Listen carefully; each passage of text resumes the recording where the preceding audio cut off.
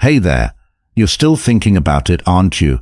That moment when someone cut you down, made you feel small, worthless, in front of everyone. The way your stomach dropped, the heat rushing to your face, that terrible silence when you couldn't find the words. Yeah, I know exactly what that feels like. It's 3 a.m. now and you're still replaying it in your head, aren't you? The perfect comeback you should have said, the way you should have stood taller, how you should have been, better, stronger. Let me tell you something. That person who humiliated you, they're sleeping just fine tonight. They're not losing sleep over what they did to you. So why are you giving them this power? Listen to me carefully. What happened to you isn't just about that one moment. It's about something deeper. It's about respect. Your respect, and I'm going to help you take it back. The world doesn't hand respect to nice people who play by the rules. That's the fairy tale they sell you. The truth, respect is claimed. It's taken. Sometimes, it's even ripped from the hands of those who tried to steal yours. When someone humiliates you publicly, they're not just being rude. They're making a power move. They're telling everyone in that room that you're beneath them, that you're someone who can be stepped on. And every second you spend replaying that moment, feeling that shame, you're proving them right. But not anymore. From this moment on, we're going to rewire how you respond to disrespect. Not with weakness, not with shame, but with calculated, cold precision that makes people think twice before they ever try to cross you again. I want you to take a deep breath right now. Feel that anger inside you, that burning sensation in your chest. Stop trying to push it down. Stop pretending it's not there. That anger isn't your enemy. It's fuel, and we're going to use it. The first thing you need to understand is that respect works on 2 levels: how others see you and how you see yourself. When someone humiliates you, they attack both. They make others see you as weak, and they make you question your own worth. So here's step 1. Stop apologizing for existing. Right now, in this moment, I want you to make me a promise. The next time someone disrespects you, you will not smile awkwardly. You will not laugh it off. You will not shrink. You will hold their gaze, and you will make them uncomfortable with your silence. Silence is powerful. When someone expects you to crumble and you respond with calculated silence instead, it creates a void they can't navigate. They'll start to wonder what you're thinking, what you might do. That uncertainty, that's the beginning of respect. Most people rush to fill uncomfortable silences. Don't be most people. Let the silence hang there like a blade. Now, let's talk about the aftermath. The humiliation already happened. You're already carrying that weight. So what now? First, understand that perception is reality. If you act like a victim, people will treat you like one. From this moment forward, you move differently. You speak differently. Your posture changes, even if you have to fake it at first. Stand up right now. I'm serious. Stand up. Feel your feet on the ground. Roll your shoulders back. Lift your chin. This isn't just some motivational bullshit. This is neuroscience. Your body language doesn't just express how you feel. It creates how you feel. When you physically take up space, your brain releases different hormones. You actually become more confident. So stop hunching over like you're trying to disappear. Next, you need to understand that regaining respect after humiliation isn't about a single comeback or moment. It's a campaign, a strategic operation that unfolds over time. The person who humiliated you, they're expecting you to either lash out emotionally or avoid them completely. We're going to do neither. We're going to be unpredictable, calculated. We're going to make moves they don't see coming. Remember this, respect isn't about being liked. Some of the most respected people in any room aren't the most popular. They're the ones people think twice about crossing. The ones who have boundaries that feel like electric fences. So set your boundaries now. Decide what you will never tolerate again. And when those boundaries are crossed, your response needs to be immediate, proportional, and memorable. Let me tell you about the 3 types of people in this world when it comes to respect. First, there are the natural alphas. Born with confidence, move through life like they own it. Second, the perpetual victims. Always whining, always blaming, never respected. And third, the calculated players. People who weren't born with it, but learned the game. That's who you're becoming starting right now. when someone has humiliated you, the clock starts ticking. There's a window of time where you can flip the script. Wait too long and that perception calcifies. People's memory of you as the one who got owned becomes harder to change. So here's what you do. First, you stabilize internally. Take 24 hours if you need it. Feel the humiliation. Feel the rage. Write it down. Scream in your car. Get it out of your system. But only in private. Never, ever let them see you break. During this time, absolutely no social media. Don't post cryptic quotes. Don't subtly reference what happened. Don't seek sympathy. The moment you do that, you've lost. You've confirmed to everyone that they got to you, that you're wounded. And in the jungle of human interaction, showing your wound attracts more predators, not protectors. After you've processed it privately, you begin the counteroffensive. But here's where most people get it wrong. They think regaining respect means confronting their humiliator with some epic speech or public call-out. That's amateur hour. Real power moves happen indirectly at first. You start by strengthening your position. Identify the allies of the person who humiliated you, not their close friends, but the outer circle, the people who laugh at their jokes out of social obligation, the ones who aren't truly loyal. Begin forming connections with these people. Not obviously, not desperately. Casual conversations, small favors, building bridges.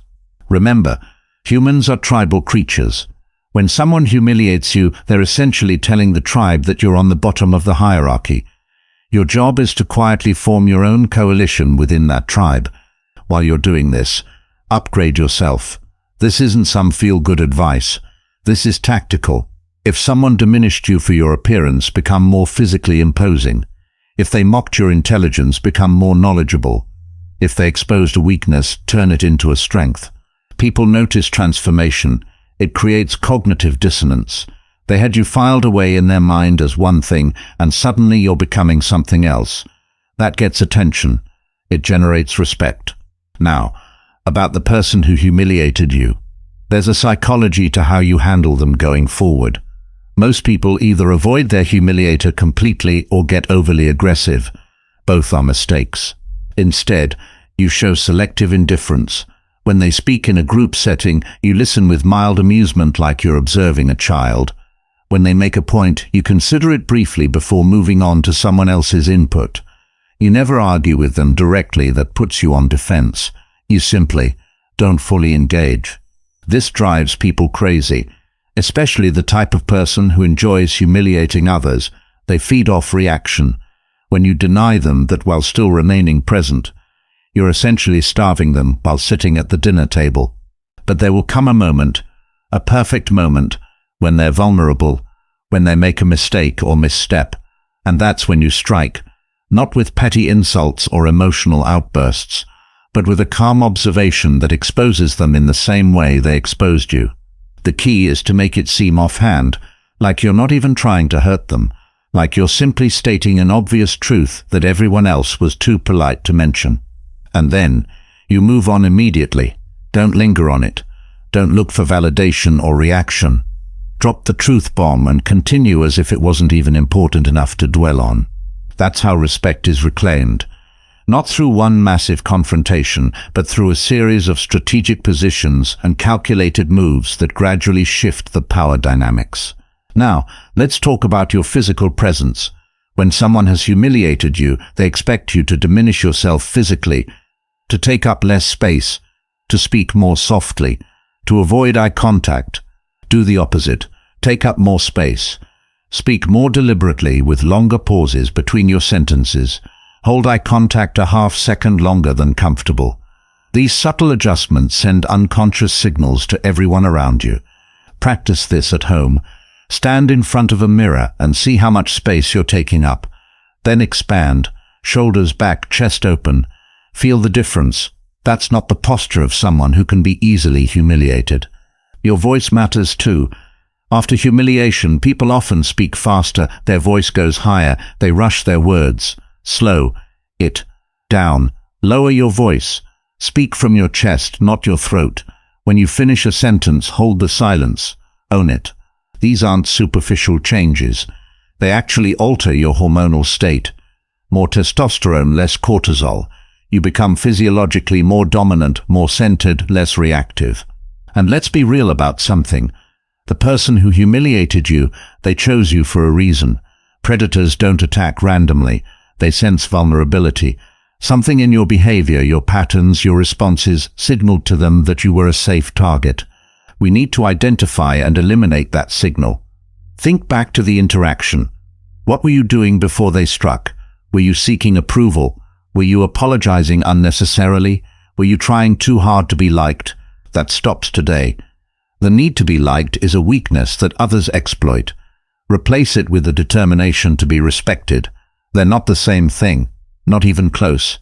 Being respected means some people won't like you, and you're completely fine with that. In fact, you prefer it. The moment you genuinely stop needing everyone's approval is the moment you become immunized against public humiliation. Because here's the truth. Humiliation only works when you buy into the premise that the other person's opinion matters, that their judgment of you is somehow valid. The second you truly, not just intellectually, but emotionally reject that premise, their power over you evaporates. Think about the last person who truly intimidated you, someone you genuinely respected, even feared a little. What was it about them? I'll tell you what it wasn't. It wasn't that they were the loudest. It wasn't that they talked the most.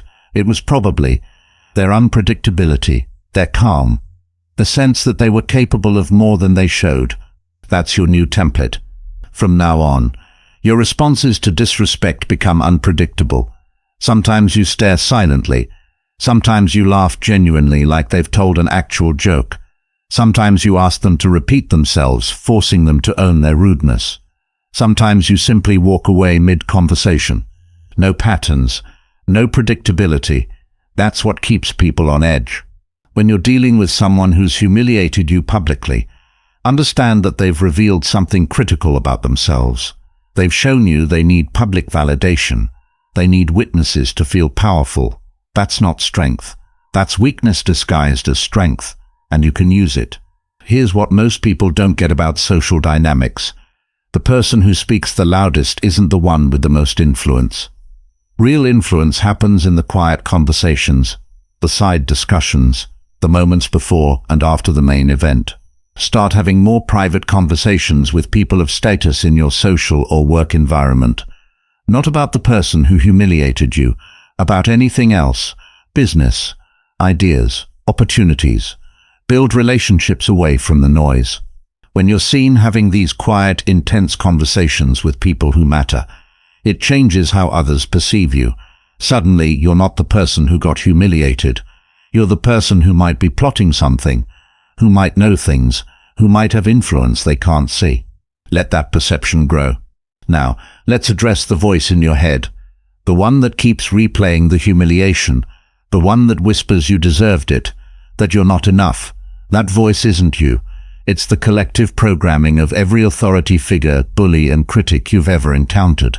That voice wants you to believe that respect is earned through compliance, through being nice, through following the rules. That's a lie designed to keep you controllable. Respect, real respect, comes from being a person who cannot be easily manipulated, who doesn't seek validation, who has boundaries that feel like law. So here's your new mental framework.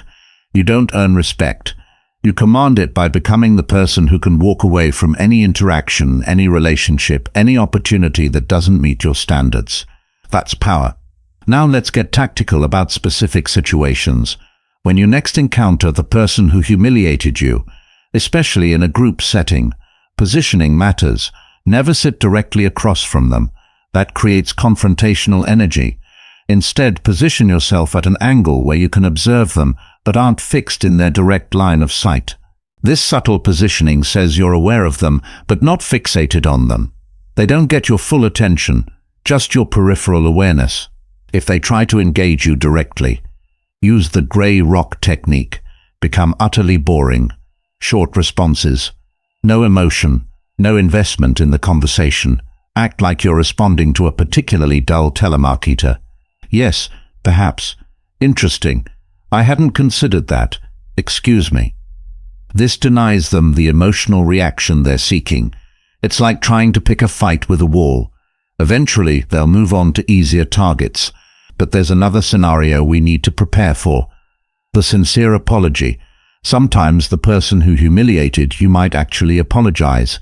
Here's where most people mess up. They're so desperate for reconciliation, for the discomfort to end, that they rush to say, "It's okay," or "Don't worry about it." Never do this. When someone apologizes for humiliating you, look them directly in the eyes and say, "I appreciate you acknowledging that." Then stop talking. No, it's okay. No instant forgiveness, just acknowledgement of their apology. This response makes it clear that while you've heard their apology, the relationship hasn't been instantly restored. Trust and respect need to be rebuilt. You're not holding a grudge, but you're also not pretending it didn't happen. This positions you as someone who values themselves enough to not hand out automatic forgiveness. It commands respect. Now, about your digital presence. In today's world, respect isn't just built face to face. It's built through screens. After someone has humiliated you, there's a temptation to either disappear from social platforms or to subtly reference what happened, seeking validation. Resist both impulses. Instead, elevate your digital presence, not with emotional posts or cryptic messages, but with evidence of growth, of new connections, of achievements, of experiences. Show, don't tell. The most powerful response to humiliation isn't words. It's transformation, becoming more than you were when they came at you. Let's talk about something rarely discussed: the pleasure of delayed response. There's an immense psychological power in not reacting immediately to disrespect, in allowing time to pass, in letting your humiliator think they've gotten away with it. Then, months later, when they've forgotten their offense, you execute your response, not obviously connected to the original insult, just a calm power move that puts them in their place. Maybe you gain influence with someone they want to impress. Maybe you quietly block their opportunity. Maybe you simply succeed visibly in an area they care about. The best revenge isn't just success. It's success they can see but can't quite connect to their treatment of you. It leaves them with a vague unease, a sense that perhaps they should have treated you differently. Remember this: respect isn't just about how you handle disrespect. It's about how you move through the world before disrespect even occurs. It's about training people how to treat you through consistent boundaries. Start saying no more often. Start being comfortable with silence. Start allowing people to feel awkward when they cross your lines. Most importantly, stop explaining yourself so damn much. Explanations are for those who feel they need to justify their existence. Power lies in the unexplained no, the boundary without the paragraph of reasoning. That doesn't work for me. I won't be doing that. That's not acceptable. Full stop. No justification needed. This approach to life creates an armor around you, not a rigid, obvious armor that looks defensive, but an energy field that makes people think twice before they try to take a shot at you. And when someone does try to humiliate you again, because they will test your new boundaries, your response needs to be disproportionate. Not violent, not unhinged, but thorough in a way that makes spectators uncomfortable. The goal isn't just to stop this person. It's to send a message to everyone watching that targeting you has consequences that aren't worth the momentary satisfaction. What people don't tell you about respect is that it's expensive. It costs something. Sometimes it costs relationships, sometimes opportunities, sometimes comfort.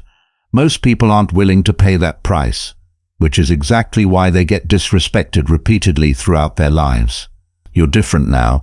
You understand the cost, and you're willing to pay it. Let's talk about creating consequences. When someone humiliates you, they're making a bet. They're betting that you won't make them regret it, that you'll absorb the blow, smile awkwardly, and they can continue enjoying the benefits of your relationship without any negative repercussions. Change that equation.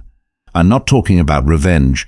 I'm talking about natural consequences, about making it clear that access to you, your time, your energy, your resources, your knowledge is contingent on respectful treatment. Let me give you a concrete example.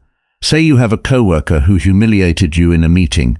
They talked over you, dismissed your idea, made that little condescending remark that made everyone shift uncomfortably in their seats. The old you would have kept helping them when they needed it, kept sharing information, kept making their job easier in 100 small ways you don't even think about. The new you becomes selectively unreachable. Sorry, I'm slammed right now. I don't have that information on hand. You might want to check with someone else on that. No anger, no obvious connection to what they did, just a quiet withdrawal of the assistance they've taken for granted. When they eventually notice, and they will, and they ask if there's a problem, you look them directly in the eye and say, "No problem at all. Just prioritizing my time differently these days." That's it. No explanation, no accusation, just a clear cause and effect that they can figure out for themselves. The workplace. That's where humiliation cuts deepest, isn't it? Because it's not just your social standing at stake. It's your livelihood, your professional reputation, your ability to pay your fucking rent. When humiliation happens in a professional context, you need to be even more strategic. Documentation becomes your best friend. Every email, every interaction, every deliverable, track it all. Not obviously, not paranoid, just thoroughly.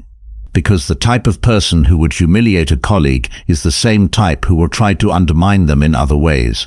And when they do, you'll be ready. Build relationships across the organization, not just with higher-ups, but with people at all levels. The security guard, the person, the executive assistant. These connections aren't just about having allies. They're about having eyes and ears everywhere. Information is currency. Start collecting it, not to use as blackmail that's amateur hour, but to understand the landscape, to know which moves to make and when. Meanwhile, elevate your work quality to an undeniable level. Become indispensable, not by working longer hours or burning yourself out, but by identifying the pain points no one else is addressing and solving them efficiently. When your value becomes obvious to everyone, the person who humiliated you starts to look worse by association with their treatment of you. The contrast between your contribution and their behavior creates cognitive dissonance. Something doesn't add up. That's when perception starts to shift. Let's talk about the psychology of silence again. But deeper this time, there's a difference between awkward silence and powerful silence. Awkward silence comes from discomfort. Powerful silence comes from deliberate choice. Practice this. When someone says something disrespectful, look at them with neutral interest. Not angry, not hurt, just evaluating. Hold that look for 3 full seconds. Then continue the conversation as if they hadn't spoken at all. That 3-second look communicates volumes. It says you heard them, you processed what they said, and you found it so beneath response that you're simply moving past it. It's devastating when executed correctly. And here's the beautiful part about reclaiming respect. It gets easier. The first time you establish a boundary, it feels impossible. The second time, merely difficult. By the 5th time, it's second nature. Your energy changes. Your posture changes. The very tone of your voice changes. Not because you're consciously altering them, but because you're becoming a different person on a neurological level. This is where most advice about respect falls short. They tell you to fake confidence until you make it. I'm telling you to build authentic power through repeated action until your nervous system recalibrates to a new normal. Now, let's address the elephant in the room. Fear. The fear that if you start demanding respect, you'll end up alone, that people will leave, that opportunities will dry up. Some will. Let them. Quality over quantity. In everything. In your relationships. In your professional connections. In how you spend your time. 5 people who genuinely respect you are worth more than 50 who tolerate you while feeling free to disrespect you when convenient. The same applies to opportunities. An opportunity that requires you to swallow disrespect isn't an opportunity. It's a trap. It's a path to becoming the kind of person who has trained the world that they can be treated like shit as long as there's a carrot dangling just out of reach. That's not success. That's sophisticated failure. Let's get into something critical that most people miss about regaining respect. Timing. There's a natural rhythm to human interaction, to power dynamics. Miss that rhythm and even the right move at the wrong time becomes ineffective. When you've been humiliated, there's an immediate window where people are gauging your reaction. That window closes quickly. Within that window, even a small but dignified response carries massive weight. Outside that window, you need different tactics, more substantial moves, more strategic positioning. Understand this rhythm, and you'll never be caught flat-footed again. You'll have responses ready for immediate disrespect, and strategies ready for the long game. Speaking of the long game, reputation is everything. Your reputation isn't just what people say about you. It's what they don't say because they know better. Building a reputation that prevents future humiliation means occasionally making examples of those who test your boundaries, not through petty revenge, but through proportional response that makes spectators think, I wouldn't want to be on the receiving end of that. This isn't about being feared. It's about being respected enough that people make certain calculations before they decide to take a shot at you. Is this worth it? Will this cost me more than I gain? Is there an easier target? When people start making those calculations, you've won before the game even begins. Now, about controlled aggression. There's a reason why the most respected people in any environment have an edge to them, a certain quality that makes others slightly cautious around them. It's not about random outbursts or uncontrolled anger. It's about demonstrating that while you choose civility, it is indeed a choice, not a necessity, not your only gear. Cultivate that edge, that sense that there's more beneath the surface, that you're showing restraint, not weakness. The difference is subtle but critical. It's in your eyes, in the precision of your words, in the boundaries you establish and maintain without drama, but without compromise. Let me tell you about something I call the respect tax. See, when you've been allowing disrespect for years, when you suddenly start demanding better treatment, people will resist. They've gotten comfortable with the old you, the doormat version, the one who laughed when they made you the butt of the joke, the one who apologized when they bumped into you. This resistance, this pushback you'll get, that's the respect tax, and you need to be prepared to pay it. Some people will call you sensitive. Some will say you've changed. Some will even try to humiliate you worse to put you back in your place. Expect this. Welcome it. It means your changes are working. The respect tax is temporary, but only if you hold the line, waver once, show weakness once, and you're back to square one with interest. When someone says, you've changed, look them dead in the eye and say, thank you for noticing. No defensiveness, no explanation, just acknowledgement that yes, you have indeed changed and you're not apologizing for it. Now, let's talk about something few people understand. The psychology of the person who humiliated you. What drives someone to publicly diminish another human being? Usually, it's insecurity disguised as strength. It's fear masked as confidence. Understanding this doesn't excuse their behavior, but it gives you leverage, because insecure people are predictable. They have patterns, they have triggers, and they have weaknesses that are embarrassingly easy to identify once you're looking for them. The loud ones, they fear silence. The ones who mock your appearance, deeply insecure about their own. The ones who attack your intelligence, terrified of being exposed as frauds themselves. File this information away, not for petty revenge, but for strategic use when the moment requires it. Here's a truth that's going to be hard to swallow. Sometimes you were complicit in your own humiliation, not because you deserved it, but because you telegraphed vulnerability. You showed the world exactly where to hit you to cause maximum pain. Maybe you overshared your insecurities. Maybe you laughed too hard at jokes at your expense, signaling that it was okay to continue. Maybe you apologized when you were wronged, training people that there are no consequences for mistreating you. That stops now. From this moment forward, you reveal your vulnerabilities only to those who have earned the right to see them. To everyone else, you present a confident exterior with no obvious targets, no self-deprecating humor, no public admissions of your deepest fears. Save that for the very few who've proven themselves trustworthy. Everyone else gets the version of you that's unshakable. When it comes to regaining respect after humiliation, your mindset about the incident itself needs to transform. Most people carry humiliation like an open wound. They're hypersensitive to any reference to it. They flinch when anything comes close to touching it. Flip the script. Treat the incident like it revealed something valuable about the other person, not you, like they showed their hand too early in the game. When they did that, they showed me exactly who they are, and I needed to see it. This isn't positive thinking bullshit. This is tactical reframing that puts you back in control of the narrative. The narrative, let's talk about that. After public humiliation, there's a story being told about what happened, about who you are, about your value relative to the person who took their shot at you. Most people make the mistake of trying to counter this narrative directly. They get defensive, they explain, they justify. Don't fight the narrative, replace it entirely. Create new data points that make the old story obsolete. Show up differently, speak differently, achieve visibly.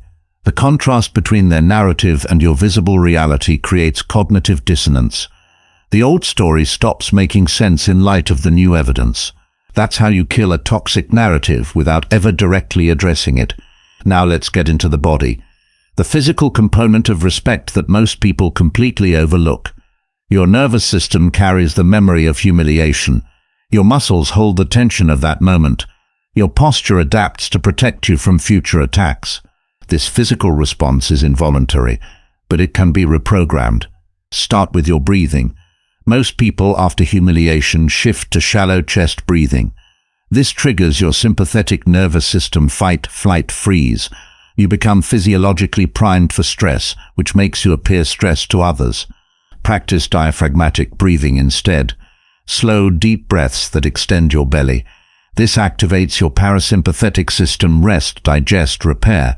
You project physical calm while remaining mentally alert. This isn't just biology, it's strategy. The person who appears unruffled in the face of chaos is automatically accorded more respect. Next, your physical boundaries. After humiliation, there's a tendency to let people into your physical space too easily, to move out of the way in hallways, to make yourself smaller in meetings. Start claiming territory instead. Plant your feet firmly when you stand. Take up your fair share of space at the table. Don't move aside so quickly when someone approaches in your path. Let them adjust around you sometimes. These aren't arbitrary power moves. They're recalibrations of the physical dynamics that communicate status to the primal parts of our brains. Let's talk about voice modulation, the subtle but critical component of commanding respect. After humiliation, many people develop a questioning tonality. Their statements sound like questions. Their voice rises at the end of sentences, unconsciously seeking approval. Practice making declarative statements instead. Your voice should drop slightly at the end of sentences. This small change signals confidence and certainty. Record yourself speaking if necessary. Listen for the patterns. Then deliberately practice until the new pattern becomes natural. The eyes, that's where respect is truly won or lost. In most cultures, eye contact is directly connected to perceived confidence and trustworthiness. After humiliation, many people develop avoidant eye patterns. They look down, away, past the person they're speaking with. Reclaim your gaze, not with aggressive staring that signals insecurity masquerading as confidence, but with steady, comfortable eye contact that says you're fully present and unafraid. Practice this daily in low-stakes interactions. With the barista, the cashier, the delivery person, build the muscle for when it matters.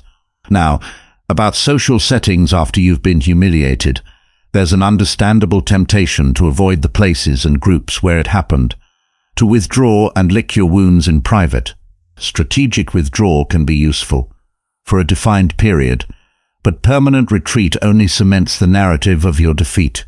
Instead, make a calculated return. Not immediately. Give yourself time to implement the changes we've discussed. Then reappear, not with grand announcements or obvious changes, but with a subtle shift in your energy that people feel but can't quite name.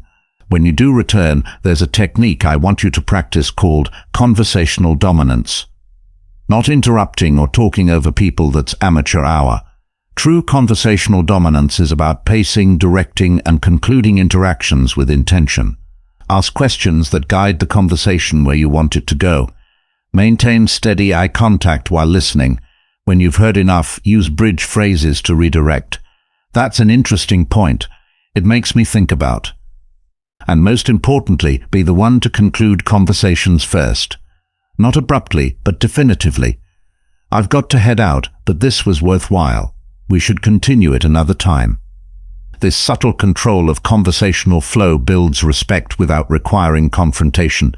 Remember, respect isn't something you get once and keep forever. It's something you reinforce through consistent behavior, through demonstrating that your boundaries aren't conditional or negotiable. When we talk about regaining respect, most people focus entirely on what to say, but they completely miss something critical: timing. There's a rhythm to power dynamics, a cadence to human interaction. Miss that rhythm, and even the perfect response falls flat. I want you to start thinking like a strategist, not a reactor. The person who humiliated you, they're playing checkers. You're now playing chess. Let me tell you about what I call strategic absence. After humiliation, your instinct is to try to fix it immediately, to stay in that environment and prove yourself. Sometimes, the most powerful move is to simply not be there, not forever, not running away, but a calculated period where you're just unavailable, unreachable. When you remove yourself from an environment where you've been diminished, you create space for people to feel your absence, for them to wonder where you are, what you're doing, what you're thinking. Human nature is fascinating. We value what becomes scarce. When you're constantly available to people who disrespect you, you're telling them you're abundant, unlimited, available regardless of how they treat you.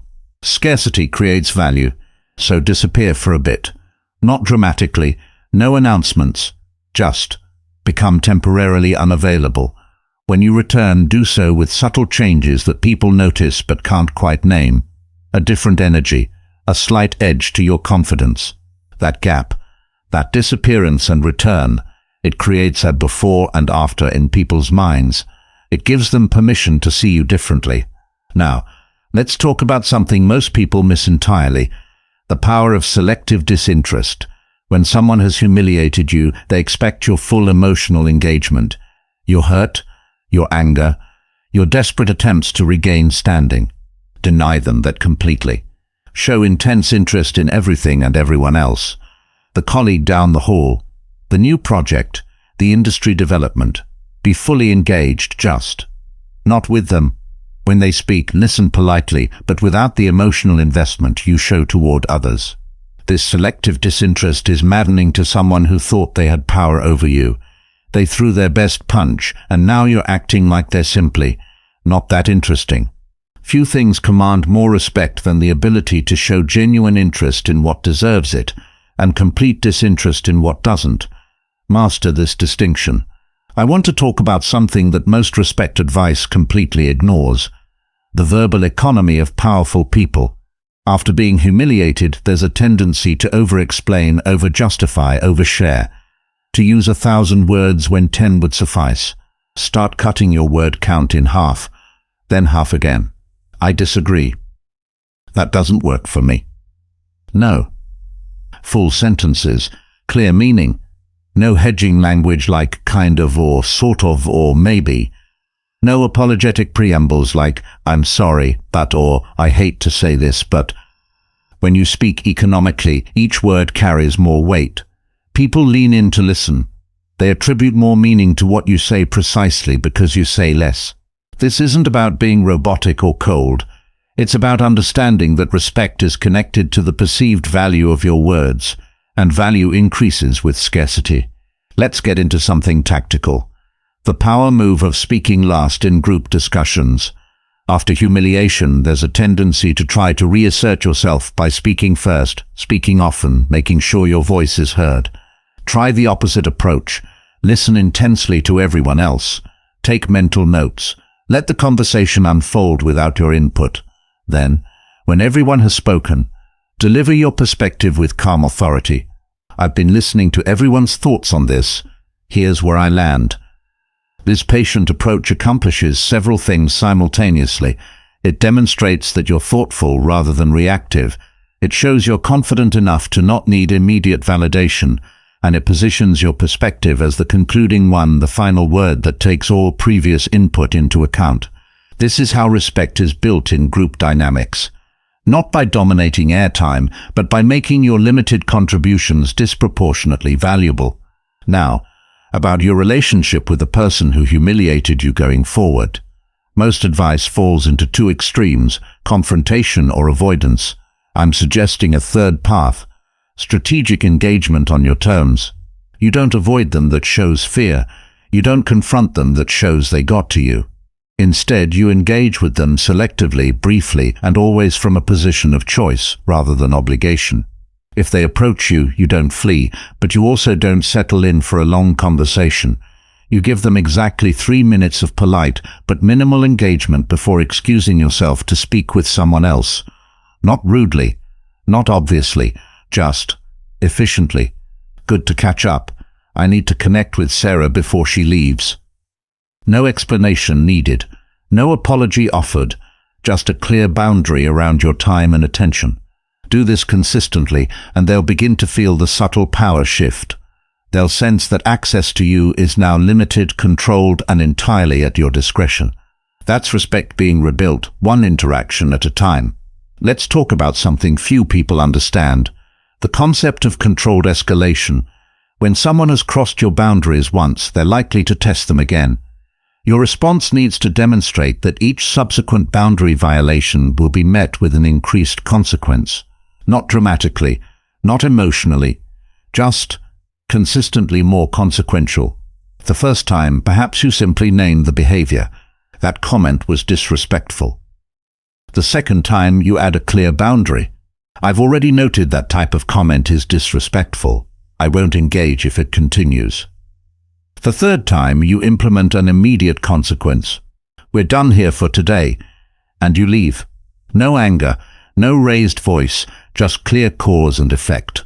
This measured escalation communicates that you're not responding emotionally, you're following a principle. That commands far more respect than either passivity or explosion. Now, something critically important about rebuilding respect. Your relationship with humiliation itself needs to change. Most people carry humiliation like it's a radioactive secret, something shameful they hope no one remembers or mentions. Flip the script. Treat past humiliation like valuable data, like an experience that revealed exactly who you needed to watch out for, that showed you exactly where your boundaries needed strengthening. When you genuinely reframe humiliation as useful information rather than shameful experience, it loses its emotional charge. And when it loses its charge for you, it loses its power as a weapon others can use against you. If someone brings it up, trying to reignite that shame, look at them with genuine curiosity and say, "That was actually a valuable experience for me. It clarified a lot." Then change the subject. Watch how uncomfortable they become when their attempt to shame you is met with authentic indifference. The path to regaining respect isn't linear. There will be setbacks. Moments where old habits resurface, times when you give too much explanation, seek too much approval, or fail to hold a boundary. Don't use these moments as evidence that you can't change. Use them as precise data points, showing exactly where you still need to strengthen your new patterns. This isn't about perfection, it's about direction. Are you moving toward being someone who commands respect, even with occasional missteps? Or are you using those missteps as an excuse to revert to your old, disrespected self? Choose direction over perfection every time. Remember, the person who humiliated you didn't become who they are overnight. They developed their patterns over years. Your transformation won't happen in a day either, but each interaction is a choice. Each response is a brick in the foundation of your new reputation. Build it methodically, intentionally, one interaction at a time. The moment you decide to reclaim your respect, you've already painted a target on your back. Expect resistance, expect tests, expect people to try to put you back in the box they're comfortable seeing you in. What most people don't understand about social hierarchies is that they resist change. The moment you start moving differently through the world, demanding respect, setting boundaries, certain people will feel threatened, not just the person who humiliated you, but anyone who benefited from your previous lack of boundaries. When this resistance comes, and it will, remember this: it's not personal, it's structural. You're disrupting an ecosystem. Of course there's pushback. This is the moment most people cave. They feel the resistance and think, see, this doesn't work. I should go back to who I was before. No, this resistance isn't evidence of failure. It's evidence that your changes are significant enough to be noticed, to threaten the status quo. Push through it. Now, let's talk about a counterintuitive concept, strategic vulnerability. Most people think reclaiming respect means never showing weakness, always being invulnerable. That's not just exhausting, it's transparent. People can smell the insecurity behind that rigid facade. True power comes from choosing when and where to be vulnerable, and with whom. The key word is choosing. When you've been humiliated, you didn't choose that vulnerability. It was forced upon you. But going forward, you selectively reveal parts of yourself as a conscious choice. Not to everyone, not all at once, but in measured ways that build connection with the right people. This selective vulnerability accomplishes something critical. It transforms you from a one-dimensional character in people's minds to someone complex, someone with depth, someone who can't be easily dismissed or categorized. It's much harder to disrespect someone you see as fully human with both strengths and chosen vulnerabilities than someone trying to maintain a perfect, impenetrable facade. But, and this is crucial, this vulnerability is never shown to those who have proven themselves unworthy of it. They get only your boundaries, your limits, your consequences. Let's talk about group dynamics, because that's often where humiliation cuts deepest, when it happens in front of others, when there are witnesses. Those witnesses, they're not a monolithic group. There are distinct categories within that audience.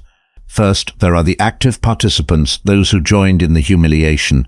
They laughed the loudest, added their own digs, piled on.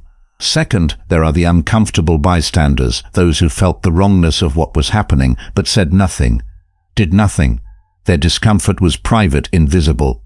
Third, there are the potential allies, those who felt a genuine connection to your humiliation, who saw themselves in your position, who silently respected how you handled it, even if you think you handled it poorly. Your strategy for regaining respect needs to address each group differently. For the active participants, distance, boundaries, consequences. They've shown you who they are. Believe them the first time. For the uncomfortable bystanders, give them an opportunity to reposition themselves, not by discussing the humiliation directly, but by creating new interactions where they can choose differently, where they can align with your new boundaries. Some will, some won't. Take note of who does what. For the potential allies, this is where you invest. These are the relationships that can help rebuild your social capital. Again, not by rehashing the humiliation, but by creating forward momentum. New connections, new shared experiences that overshadow the past. This targeted approach is far more effective than treating everyone who witnessed your humiliation as a single group that's either with you or against you. Now, about body language. We touched on this before, but let's go deeper.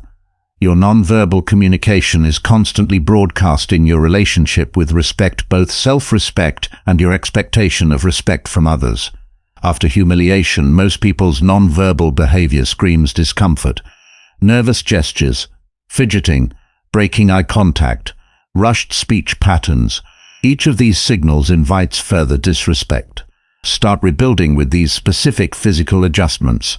When standing, distribute your weight evenly on both feet, slightly wider than shoulder width apart. Don't shift your weight from foot to foot, it signals nervousness, uncertainty. When sitting, take up your full space.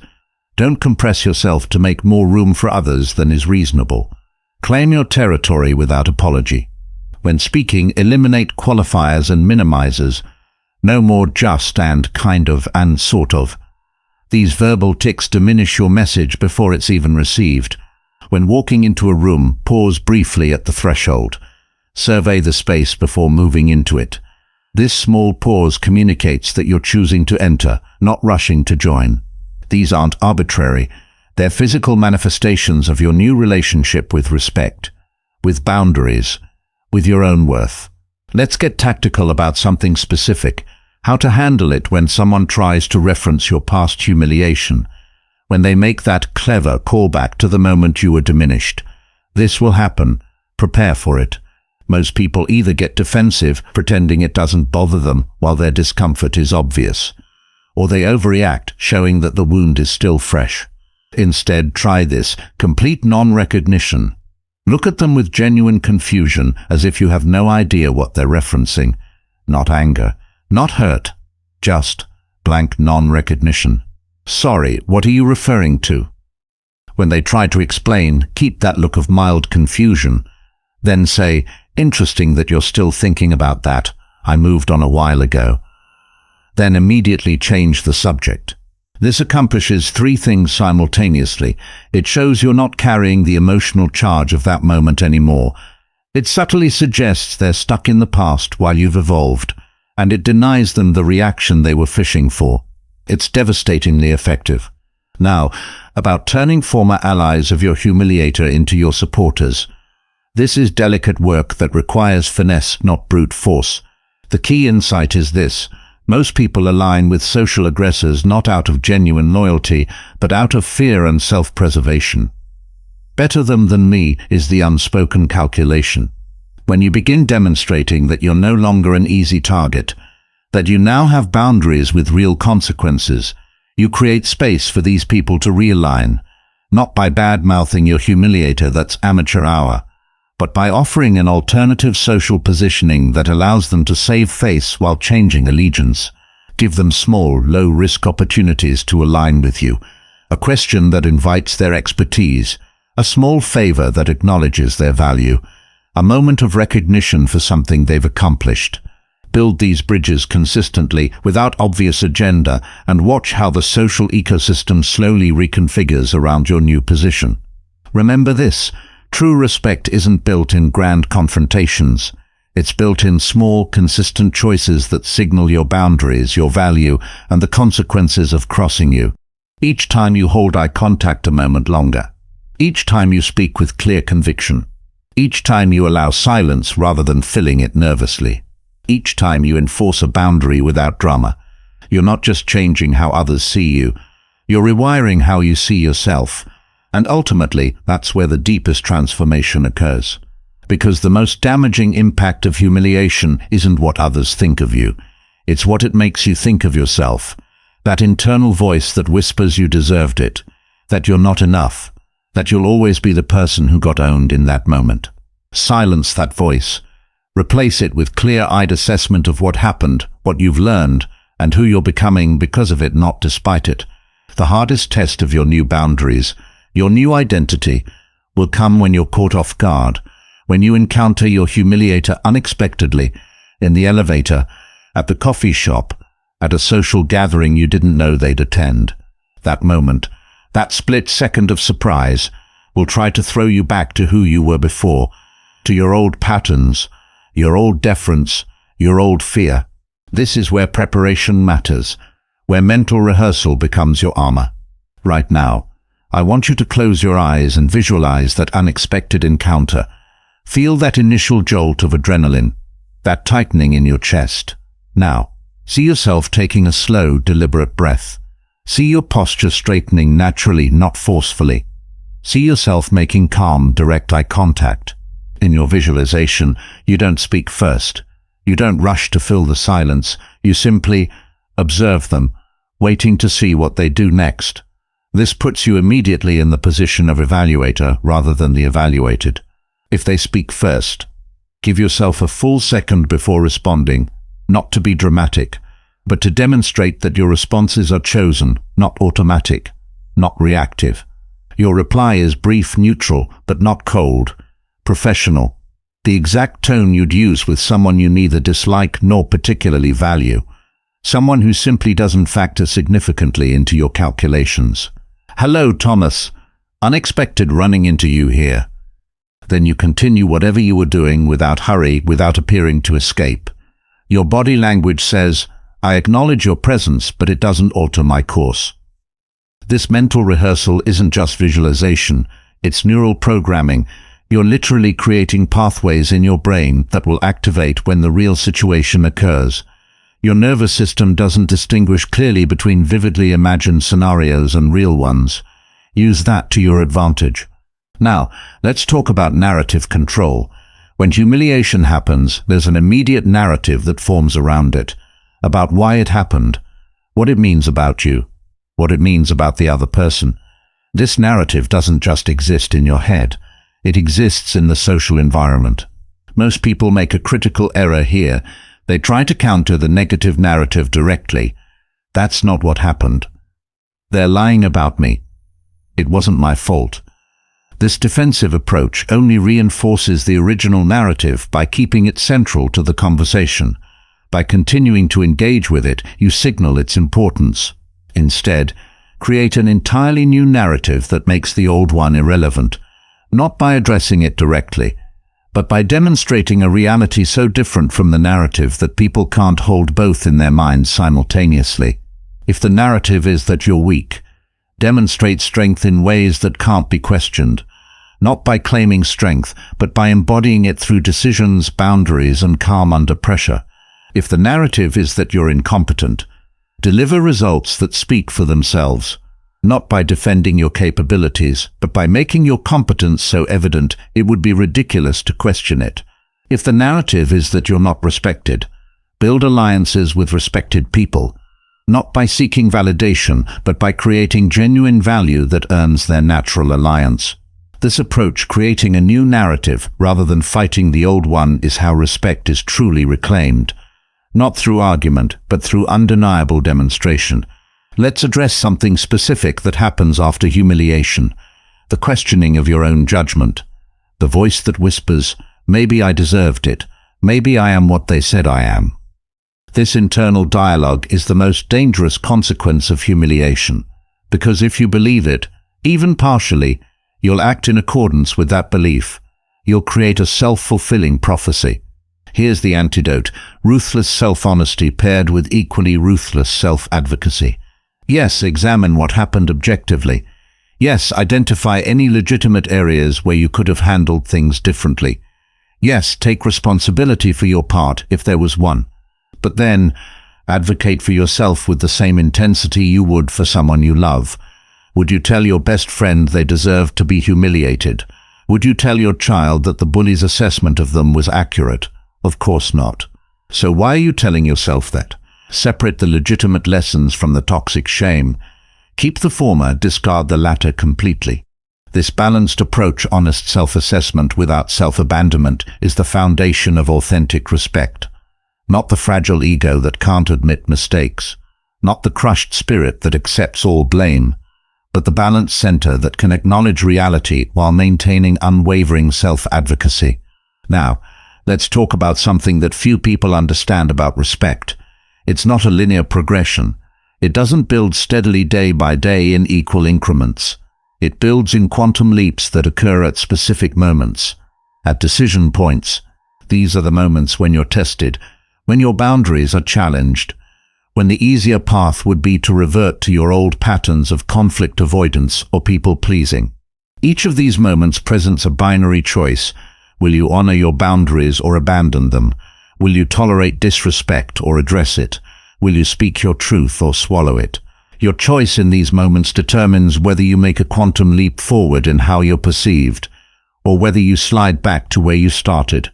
The key insight is this: these moments feel terrible. They feel uncomfortable. They trigger every avoidance mechanism you've developed over a lifetime. Your palms sweat. Your heart races. Your mind screams at you to take the easier path. Push through anyway.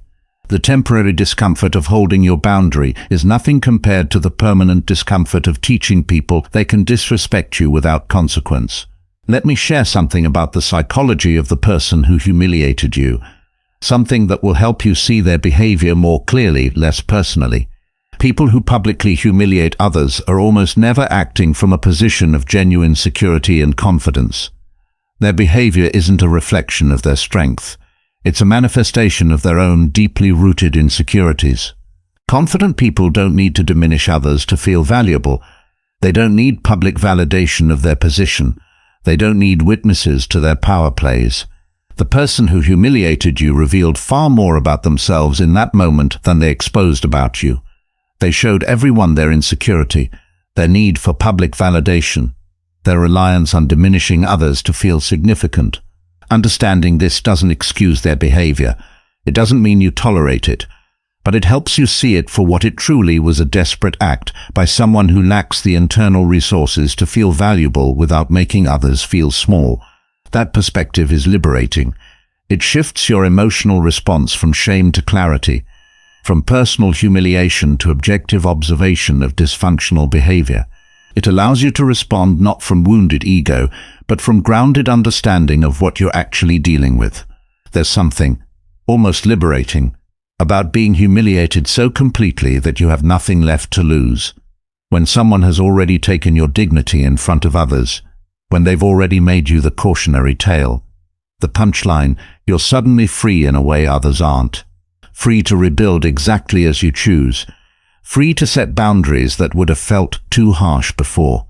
Free to walk away from relationships that demand your submission. Free to be unapologetically selective about who gets access to you. Most people never experience this freedom. They're too busy protecting a fragile social position, making small compromises daily, tolerating little disrespect to maintain relationships they fear losing. You've already lost. You've already felt that pain, and somehow you're still breathing, still moving forward. That's a dangerous power they didn't anticipate giving you. Use it. Now, let's talk about expanding your influence beyond the immediate situation. Most people make the mistake of trying to regain respect only within the context where they lost it. The same job, the same friend group, the same relationship. Sometimes, that environment is simply too contaminated, the narrative too established, the roles too calcified. Start building influence in adjacent environments instead. If the humiliation happened at work, build your reputation in industry groups outside your company. If it happened in your friend group, develop connections in communities centered around your interests or values. This does two critical things. First, it gives you external validation and social proof that contradicts the narrative in your primary environment. Second, it gives you options, alternatives, the ultimate position of power, the ability to walk away if necessary. Nothing commands more respect than the genuine willingness to leave if your boundaries aren't honored. But let's be brutally honest about something. Some environments are simply not capable of giving you the respect you deserve. No matter what you do, no matter how you change, no matter what boundaries you set. Some systems are designed to keep certain people in subordinate positions. Some cultures are built on maintaining rigid hierarchies. Some individuals are too invested in seeing you as lesser to ever adjust their perception. Recognizing this isn't defeatist, it's strategic. It prevents you from pouring endless energy into an environment that is structurally designed to resist the change you're trying to create. In these cases, the ultimate power move isn't fighting harder within that system.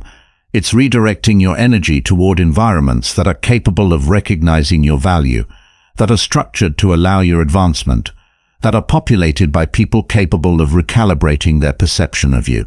This isn't running away. This is strategic reallocation of your most precious resource, your life energy. Now, let's talk about building what I call a respect ecosystem. This is the network of relationships, reputations, and influences that make future humiliation exponentially less likely. Most people think of respect as a one-to-one dynamic, something that exists between you and another individual. But in reality, respect is contextual. It's influenced by how others treat you in the presence of potential disrespecters. Start building relationships with people who treat you with obvious respect, who value your input, who acknowledge your contributions, who defer to your expertise in appropriate contexts. When potential disrespecters witness this treatment from others, especially from people they themselves respect, it creates cognitive dissonance.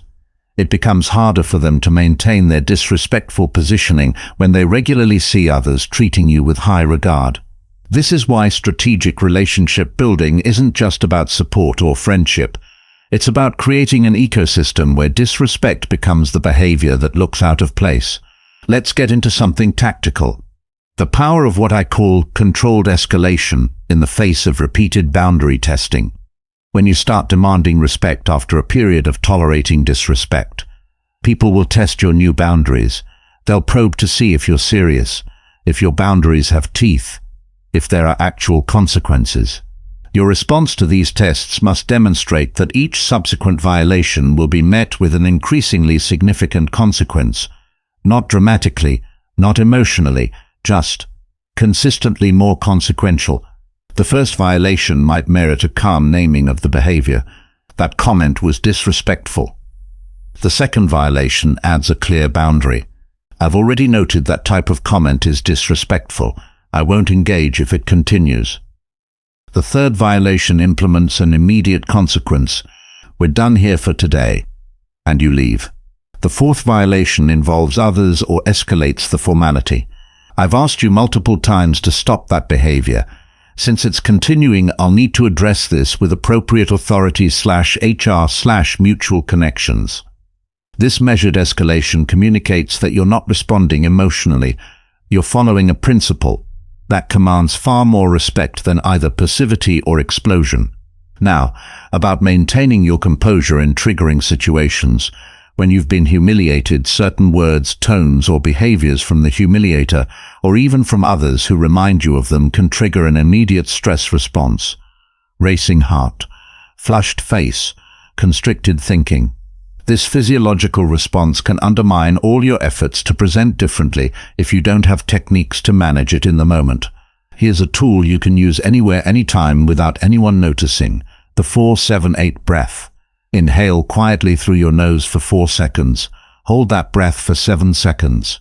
Exhale completely through your mouth for 8 seconds. Repeat 3 times. This pattern interrupts your sympathetic nervous system's fight or flight response.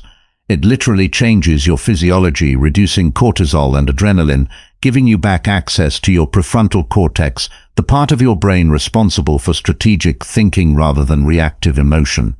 Practice this technique daily, not just in stressful moments. The more you practice in calm states, the more accessible it becomes when you actually need it. Remember, the most revealing moment isn't when someone first disrespects you. It's what happens next, how you respond, not just in that moment, but in the days and weeks that follow. The story you tell to others, but more importantly to yourself, about what that experience means. Does it mean you're less valuable, less worthy of respect? Or does it mean you encountered someone incapable of showing appropriate respect, revealing their limitations, not yours? The meaning you assign to the experience shapes everything that follows. Choose that meaning consciously, strategically, not based on the emotion of the moment, but on what serves your long-term development of unshakable self-respect. Because ultimately, that's what we're building here. Not tricks to make others respect you, but a foundation of self-respect so solid that others' treatment of you becomes far less significant to your sense of worth. When you truly respect yourself, your boundaries, your values, your inherent worth, other people's respect becomes not irrelevant but secondary, a natural response to how you move through the world rather than something you crave and chase. That's the ultimate position of power. That's the final transformation we're working toward. Not constantly wondering if you're respected, but simply knowing your worth so completely that others' treatment of you becomes a reflection of their character, not yours. There's a strange paradox about humiliation that nobody talks about. Sometimes, the most powerful response isn't what you do to the person who humiliated you. It's what you do for yourself instead. While they're busy thinking they've won, while they're collecting their little social rewards for putting you down, you could be quietly building something extraordinary. Something that makes their petty power play look exactly like what it was: small, insignificant, a desperate grab for relevance from someone who doesn't understand real power.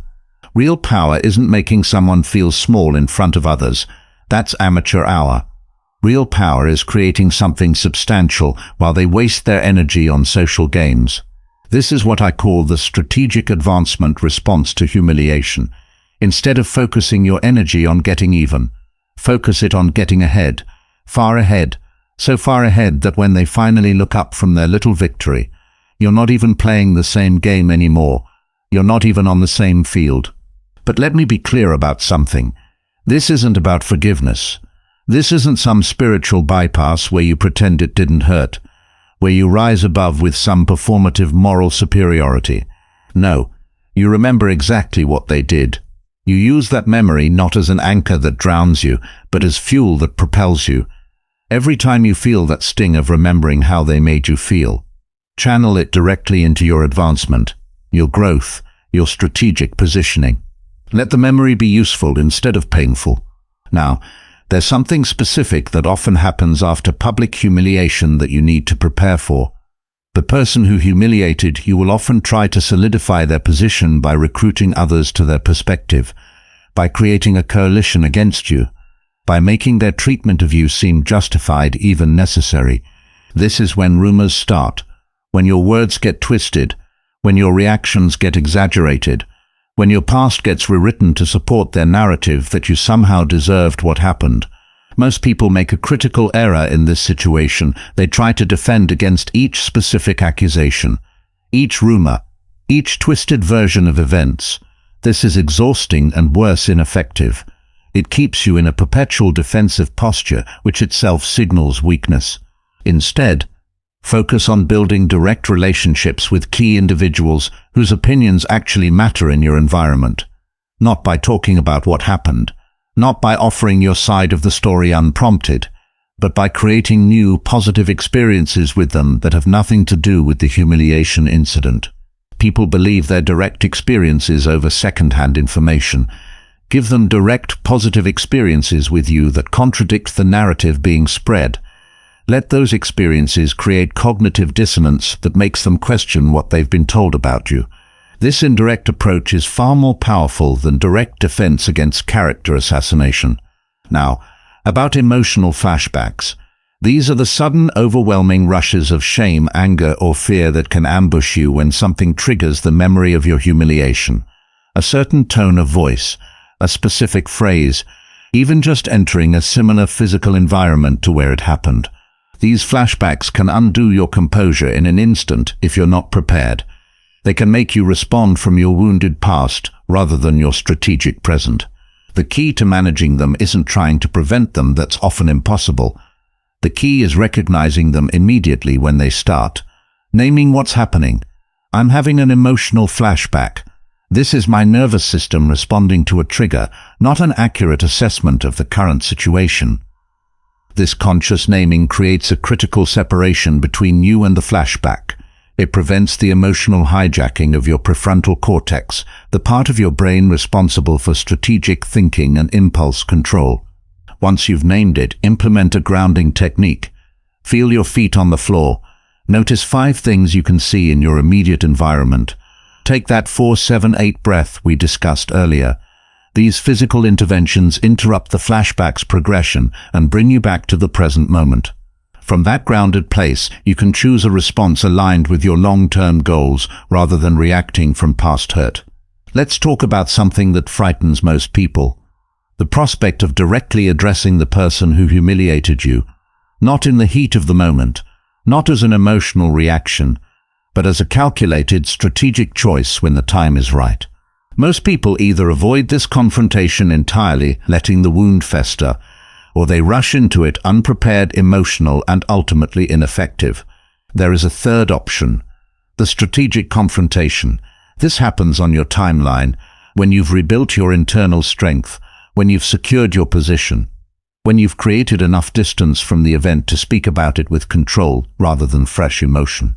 This conversation isn't about venting your feelings. It's not about making them understand how much they hurt you. It's about clearly establishing that. 1. You are fully aware of what they did. 2. It was unacceptable. 3. There will be specific consequences if it ever happens again. 4. Those consequences will be significantly unpleasant for them. This conversation happens privately, calmly, with direct eye contact and no emotional charge visible in your delivery. The impact comes not from your emotional intensity, but from the clear certainty in your boundaries. I've been reflecting on the incident at the quarterly meeting. Your comment was deliberately designed to undermine me in front of the team. I've let it go until now, but I want to be absolutely clear. If anything like that happens again, I will immediately take it to leadership with specific documentation of both incidents. I would prefer we maintain a professional relationship without needing to do that. Then stop talking. Don't justify. Don't elaborate. Don't negotiate. Let the silence hang there while they process that this is not the same person they felt free to humiliate before. This approach recalibrates the power dynamic without lowering yourself to their tactics. It demonstrates that you're not afraid of conflict, you simply choose when and how it happens. Now, about creating a new identity rather than just repairing the old one. This is perhaps the most profound shift you can make after humiliation. Most people try to restore their previous standing, their previous reputation, their previous relationship with respect.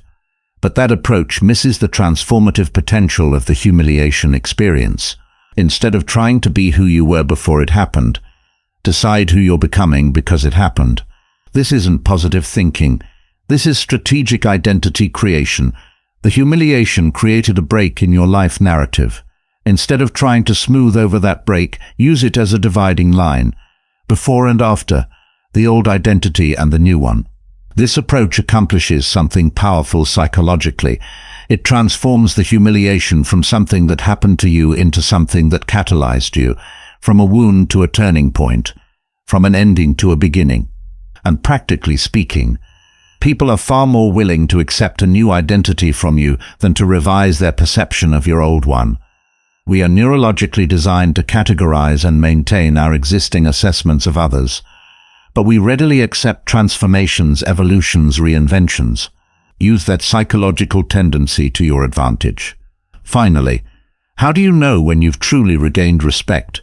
What are the signals that the work you're doing is having the intended effect? Look for these specific markers. 1. People pause before interrupting you.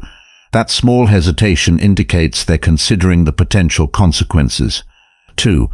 Your opinions are sought in contexts unrelated to your specific responsibilities. This indicates respect for your judgment beyond your defined role. 3. Others begin enforcing your boundaries for you. I don't think Sarah would be comfortable with that approach, or that's not how Michael prefers to handle these situations. 4. The person who humiliated you becomes visibly uncomfortable when you enter their space rather than the other way around. 5. You notice others adjusting their behavior to align with your preferences without being explicitly asked. These subtle shifts are far more reliable indicators than any dramatic confrontation or explicit acknowledgement. They represent the unconscious recalibration of how others perceive your position in the social hierarchy. Remember, respect isn't requested, it isn't defended, it isn't argued for. It's commanded through consistent demonstration of self-worth, boundaries, consequences, and strategic advancement. The ultimate victory isn't making the person who humiliated you sorry. It's making them irrelevant to the life you're building, to the person you're becoming, to the respect you now command as your natural due. That's not just reclaiming respect. That's transcending the entire dynamic that made the humiliation possible in the first place. You know what's interesting about respect? It operates on the same principles as economics: supply and demand, scarcity and value, investment and return. When you make yourself endlessly available, when you offer your time, your energy, your attention without condition, you create a surplus. And what happens in a surplus? Value decreases. It's basic human psychology. What's easily obtained is rarely deeply valued. After humiliation, your instinct is to work harder for everyone's approval, to be more available, more helpful, more accommodating, to prove your worth through constant giving. That's exactly backwards. This is the moment to become more selective, more scarce, more valuable by virtue of being less accessible. I'm not saying isolate yourself. I'm saying raise your standards for who gets your full attention, who gets your energy, who gets access to the most valuable resource, you have your time. Start evaluating every interaction through a new filter. Is this adding value to my life, or is it depleting me? If it's depleting you without equivalent return, cut it, reduce it, minimize it. That colleague who only contacts you when they need something but disappears when you need support. Slow response time. Minimal engagement. Sorry, I'm focused on other priorities right now. That friend who laughed a little too hard when you were humiliated. They get the casual version of you now. Pleasant but not deep. Cordial but not vulnerable. Good to see you. Excuse me, I need to connect with someone across the room. That family member who constantly undermines you subtly. Short visits. Firm boundaries.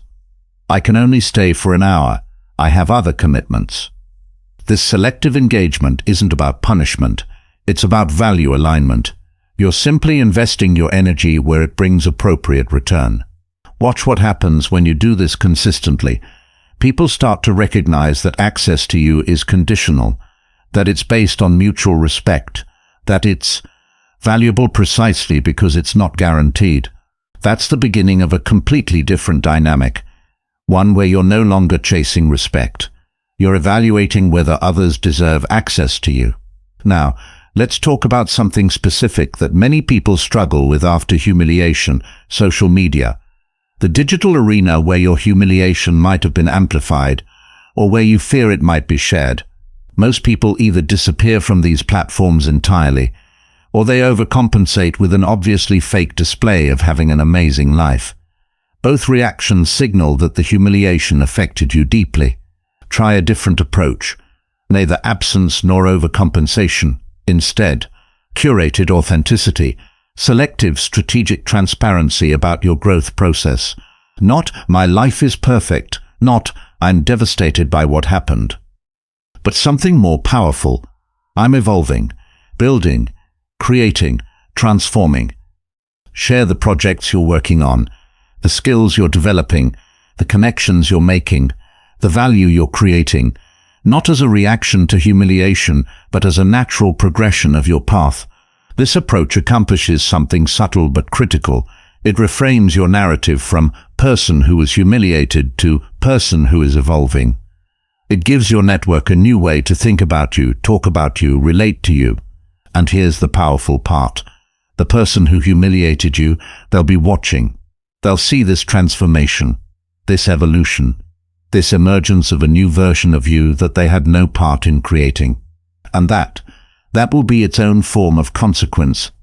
The realization that their attempt to diminish you became catalyst for your expansion instead. Let's address something uncomfortable. The relationship between respect and fear. Most advice on this topic pretends that respect can be completely separated from fear, that you can be universally respected without anyone ever being afraid of crossing you. That's not how human psychology works. Healthy respect always contains an element of awareness about consequences, about what might happen if boundaries are crossed, about the potential cost of disrespect. I'm not talking about making people physically afraid of you. I'm talking about a clear understanding that disrespecting you carries a price they'd prefer not to pay. Maybe that price is losing access to your knowledge, your network, your support. Maybe it's being excluded from opportunities you influence. Maybe it's simply facing the uncomfortable experience of being held accountable firmly and publicly. Whatever the specific consequence, respect without any element of this awareness is simply approval. It's being liked. And being liked is nice, but it's not the same as being respected. Respect has teeth. Now, there's something powerful about developing what I call a signature move, a consistent, recognizable way you respond to boundary violations that becomes associated with you, that people can anticipate and therefore work to avoid triggering. For some, it's a specific phrase delivered in a specific tone. That's not going to work for me. For others, it's a characteristic head tilt and extended silence. For others still, it's calmly stopping a meeting to address disrespect before proceeding. Whatever form it takes. A signature response accomplishes something valuable. It creates an association in people's minds between disrespecting you and a specific, uncomfortable consequence. Over time, just the anticipation of that signature move becomes enough to prevent boundary violations. People literally think, I better not go there with her.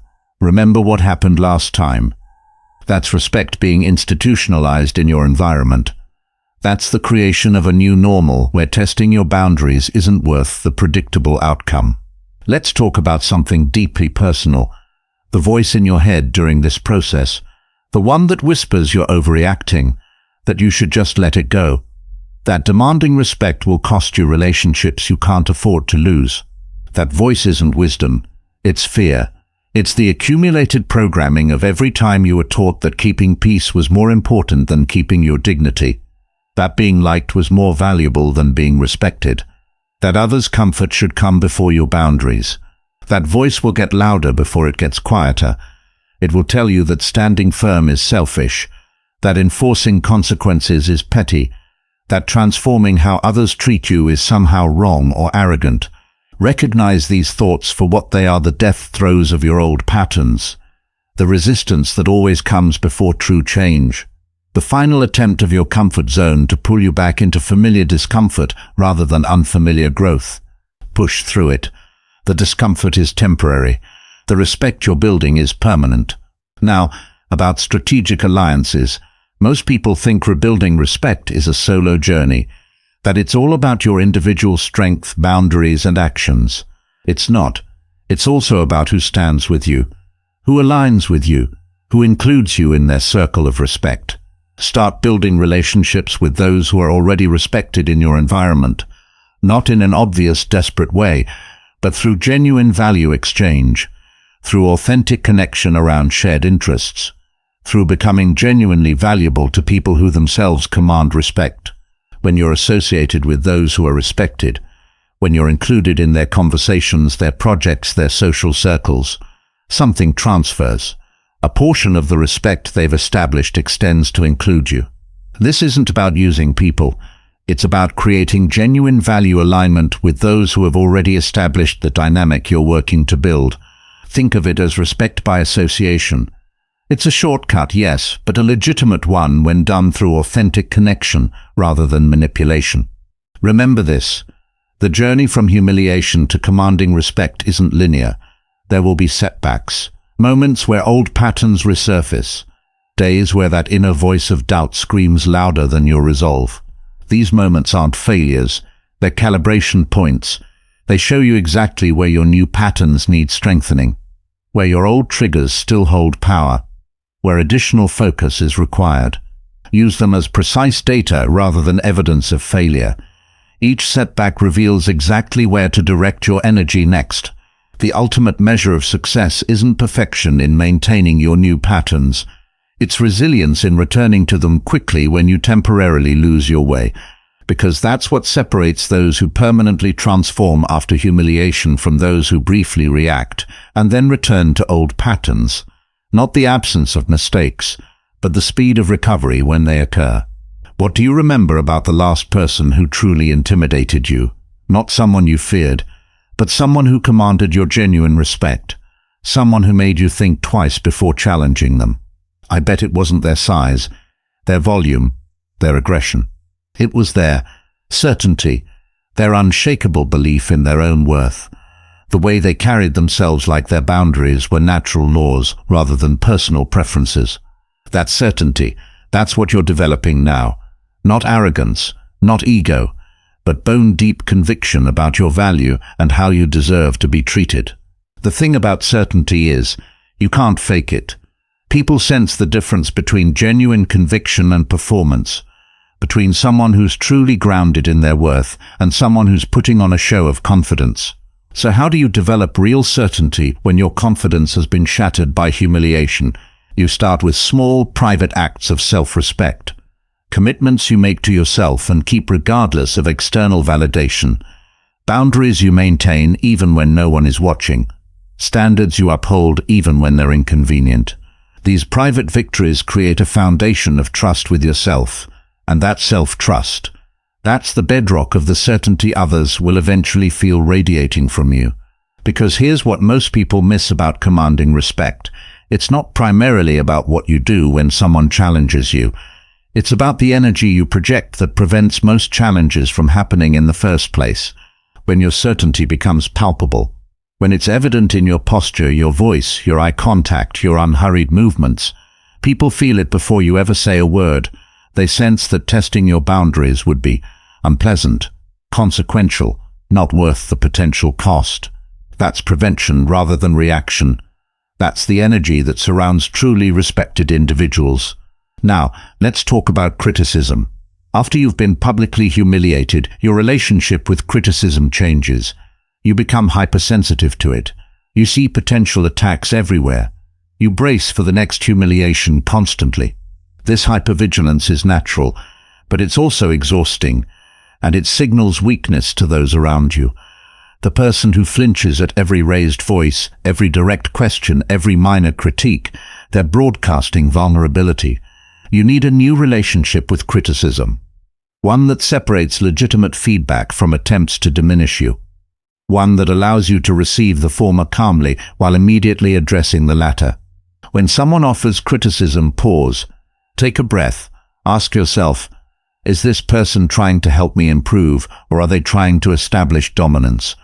Are they addressing my work, my ideas, my actions? Or are they attacking my worth, my character, my right to exist in this space? If it's legitimate feedback, receive it with neutral interest. That's a perspective worth considering. No defensiveness, no excess gratitude, just professional acknowledgement. If it's an attempt to diminish you, address it immediately. Not emotionally, not defensively, but directly. That comment addresses my character rather than my work. Let's keep the conversation professional. I notice you're using a dismissive tone. I'm open to your perspective, but I expect it to be delivered respectfully. That seems more like an attempt to embarrass me than to improve the project. Is that your intention? These responses do something powerful. They name the dynamic that's happening. They bring the subtext into the text. They demonstrate that you see exactly what's occurring and you're calling it out calmly but firmly. Few things command more respect than this ability to name uncomfortable dynamics without becoming emotionally hijacked by them. Let's go deeper into the power of strategic silence. Most people underestimate just how uncomfortable silence makes others feel, especially those attempting to assert dominance. They expect either submission or emotional reaction. When they get neither, just calm, evaluative silence, it creates immediate psychological discomfort. Practice different forms of silence for different situations. The evaluative silence, after someone says something borderline disrespectful, look at them with genuine curiosity, as if you're studying an interesting specimen. No anger, no hurt, just observation. Hold it for 3 full seconds. You'd be amazed how long 3 seconds of silence feels in a social situation. The expectant silence. When someone makes a disrespectful comment disguised as a joke, don't laugh, don't object. Simply look at them with a neutral expression that suggests you're waiting for them to continue, as if saying, "And, is there more to that thought?"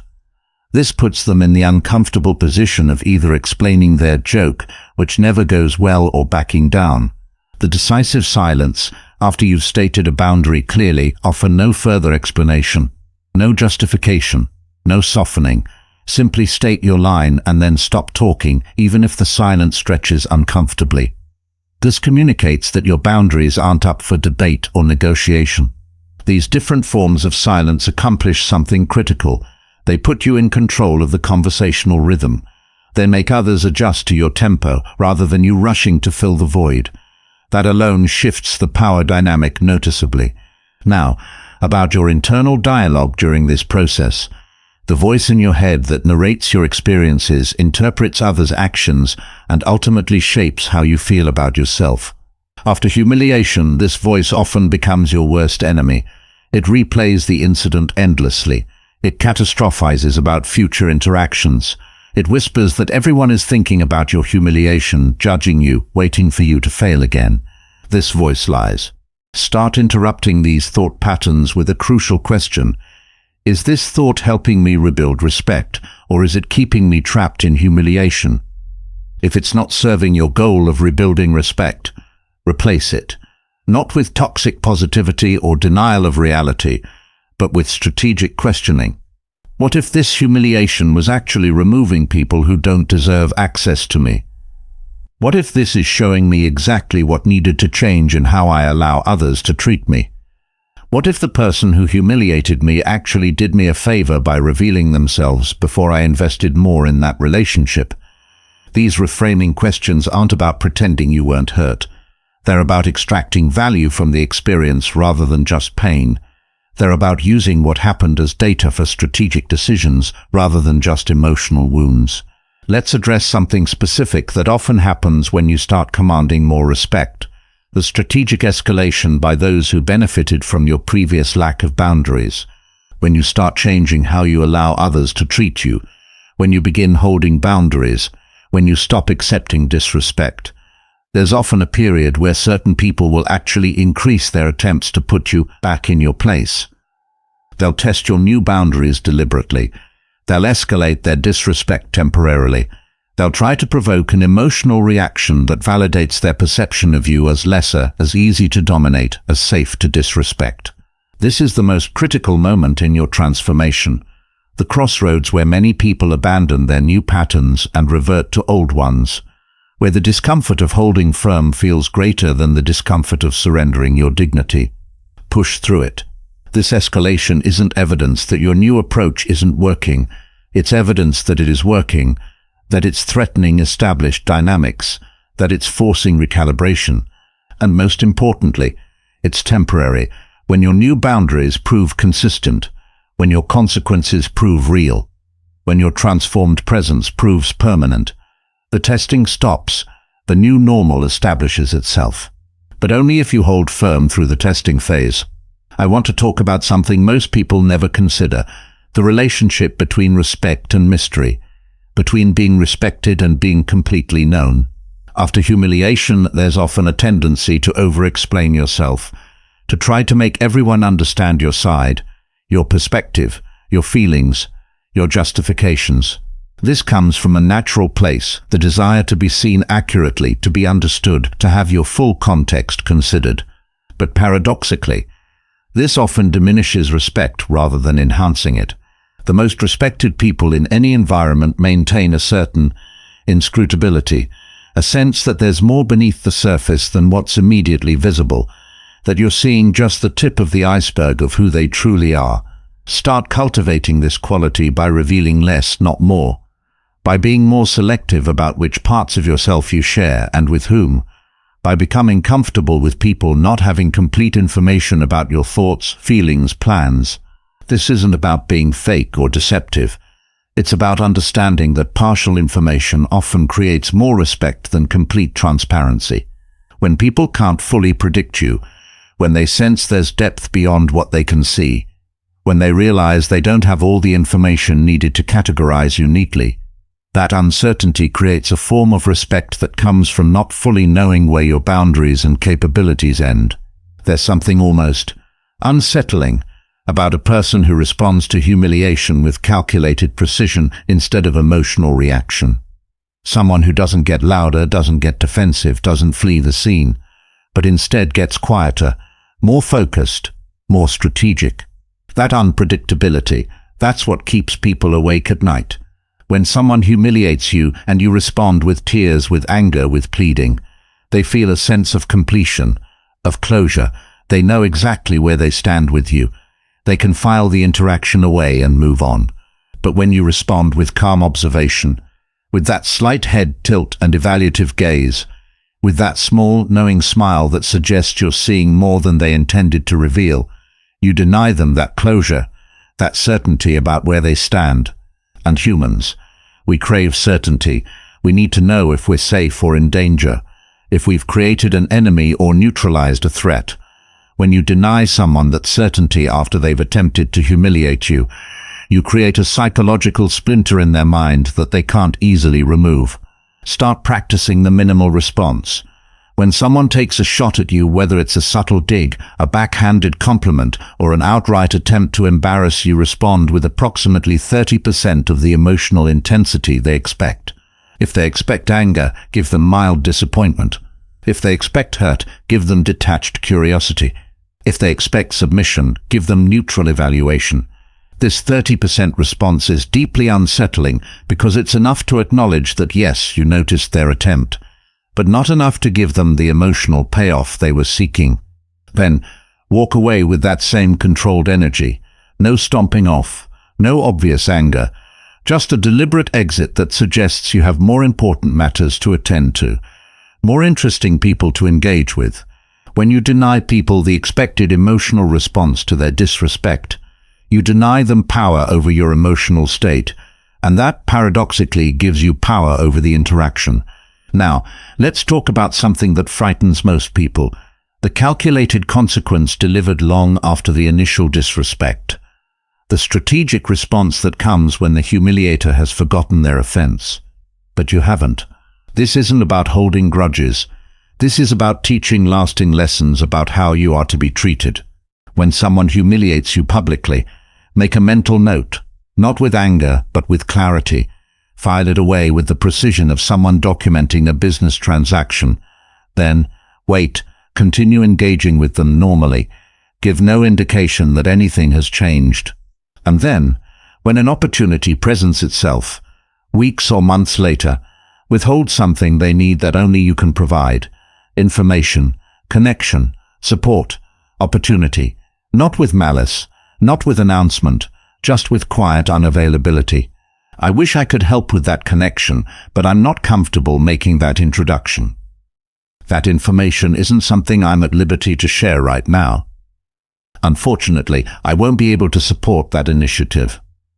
No reference to the past humiliation, no emotional charge, just the natural consequence of having treated you with disrespect, the loss of your full engagement when they need it. This delayed response accomplishes something valuable. It creates an association between disrespecting you and negative outcomes that isn't immediately obvious, but is deeply felt. It teaches at a primal level that crossing your boundaries carries unpredictable, delayed costs. Nobody wants to play a game where the penalties aren't clear and could come at any time, so they stop playing that game with you entirely. Let's address selective memory, the strategic choosing of what you pretend to forget and what you make clear you remember. Most people get this backwards. They loudly remember the wrongs done to them, bringing them up repeatedly, showing how deeply they were affected. And they forget the good things others have done, taking them for granted. Flip that entirely. Develop a reputation for remembering every favor, every kindness, every positive contribution someone has made, while appearing to genuinely forget slights, insults, and attempts to diminish you. Not because you're a saint, not because you actually forget, but because this selective memory creates a powerful social dynamic. People realize that positive behaviors toward you are remembered and eventually reciprocated, while negative behaviors are met with something more unsettling than anger. Indifference. Didn't John help you with that project last year when you were under deadline? Wasn't it Sarah who made that introduction that led to your new client? Versus that comment from the quarterly meeting. Honestly, I barely remember it. I've been focused on more important things. This selective memory communicates something crucial, that those who treat you well occupy space in your mind, while those who don't quickly become irrelevant to your attention. Few things command more respect than being known as someone who notices and remembers every positive contribution while appearing genuinely unmoved by attempts to harm you. Now, about building a reputation that prevents future humiliation before it occurs. This is the transition from reactive to proactive, from defending against disrespect to making it unthinkable in the first place. This reputation isn't built through threats or displays of power. It's built through consistent patterns that others observe over time. The pattern of quiet consequence. People notice that those who disrespect you somehow end up excluded from opportunities, not immediately, not obviously, but eventually and inevitably. The pattern of selective engagement. People notice that your time, attention, and support are abundant for those who treat you with respect and mysteriously scarce for those who don't. The pattern of controlled escalation. People notice that each time someone tests your boundaries, your response increases in consequence while decreasing in emotional intensity. Calmer but more impactful each time. The pattern of valuable alliance. People notice that you're connected to individuals whose respect matters in your environment. That treating you poorly potentially affects relationships beyond just you. These patterns, consistently demonstrated over time, create an environment where disrespecting you publicly begins to feel like touching an electric fence. People don't avoid it because you've threatened them. They avoid it because they've observed the outcomes for others who tried. Let's get into something deeply psychological. The power of what I call the unexpected positive. After someone has humiliated you, they expect certain responses: avoidance, anger, passive aggression. What they don't expect, what truly disrupts their narrative about you, is a confident, positive engagement that comes from choice rather than weakness. Not immediately after the humiliation, not while the wound is fresh, but later when you've rebuilt your foundation, when you're operating from strength rather than fear. Approach them with a specific, limited opportunity for positive interaction, a chance to share their expertise on something you genuinely need, a direct question that acknowledges their knowledge in an area, a specific invitation to contribute value in a contained context. I remember you mentioned experience with this software. Would you mind showing me how this specific feature works? Your perspective on the Anderson account would be valuable. Do you have 15 minutes this week to share your thoughts? This unexpected positive approach after a period of distance accomplishes something powerful. It positions you as someone operating from choice rather than emotion, someone secure enough to engage when it serves your purposes regardless of past history. It communicates that your boundaries aren't emotional reactions to being hurt, but rational choices about how you allow yourself to be treated, that you're not avoiding them out of fear or hurt, but engaging selectively based on value. This controlled positive engagement from a position of strength is often more unsettling to someone who's humiliated you than continued avoidance. It disrupts their narrative about the power dynamic between you in a way they struggle to reconcile. And most importantly, it puts you firmly in control of the relationship going forward, setting the terms, defining the boundaries, determining the nature and frequency of engagement based on your needs rather than their expectations. That's not forgiveness. That's not reconciliation. That's strategic engagement on your terms from a position of reclaimed power. And ultimately, isn't that the most profound form of respect? Not the absence of past disrespect, but the establishment of a new dynamic where you determine the terms of engagement going forward, where others adapt to your boundaries rather than you adapting to their disrespect. That's the transformation we've been building toward. From the person who is humiliated to the person who decides, who chooses, who determines what happens next. Not through dominance or control of others, but through absolute clarity about your own worth, your own boundaries, and the consequences of crossing them. That clarity, that certainty, that's what commands genuine respect. Not just from the person who humiliated you, but from everyone watching how you transformed in response. There's a moment, a specific moment, in the respect reclamation process that few people talk about. It's not at the beginning when you're raw from humiliation. It's not at the end when you've fully rebuilt your standing. It's somewhere in the middle, when you've been implementing these changes consistently enough that people are noticing, when your boundaries have become clearer, when your consequences have proven real rather than theoretical. In this moment, you'll feel a subtle shift in how others respond to you. The person who used to interrupt you hesitates before speaking. The person who used to dismiss your ideas now listens with actual attention. The person who used to encroach on your time now asks permission before assuming you're available. These small adjustments, they're not accidents. They're not coincidences. They're evidence that the recalibration is working, that the new normal is establishing itself in your environment. And in this moment, there's an almost overwhelming temptation to relax, to ease up, to think, finally, I've fixed it. I can go back to being more accommodating now. This is a trap. The changes you're seeing aren't permanent yet. They're exploratory. People are testing whether this new version of you, the one with firm boundaries and real consequences, is the temporary product of anger and hurt, or a genuine transformation in how you allow yourself to be treated. The moment you relax your standards, the moment you start making exceptions, the moment you allow just this one boundary violation to slide, you answer that question for them. You tell them that your transformation was temporary, a phase, a reaction rather than a reinvention. The key to making these changes permanent isn't just implementing them. It's maintaining them past the point where they seem necessary. It's continuing to hold your boundaries firm even when no one is actively testing them anymore. Because that consistency, that unwavering adherence to your own standards regardless of external pressure or its absence, that's what transforms temporary respect into permanent regard. And here's something few people understand about this process. At some point it stops being work. It stops feeling like you're putting on armor every day to face potential disrespect. It simply becomes who you are, how you naturally respond, your default setting rather than your conscious choice.